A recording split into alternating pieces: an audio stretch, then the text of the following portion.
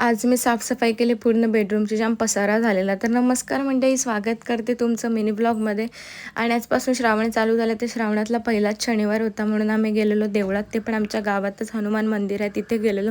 जसं की मी फक्त तिथे वर्षातून एकदाच जाते, ते पण पालखीला. पण आता योगायोग आतापासून मी रेग्युलर जाईल. आणि अलिबागला गेलेलो, मस्तपैकी डोसा चाय वगैरे पिला आणि काकड्या वगैरे घ्यायच्या होता.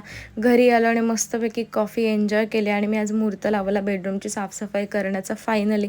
कारण मेकअप आरसा तर खूप जास्त खराब झालेला, पावडर वगैरे सगळे सांडलेले, सगळं पुसापूस केलं आणि मस्तपैकी सेटअप करून ठेवलं. एक काम काढलं की मला 10 कामं करावे लागतात. तर मी विचार केला की हे पण पुसून काढते, खूप जास्त धूळ झालेली, आपण थोडंसं जरी पुसलं नाही तरी लगेच धूळ होते.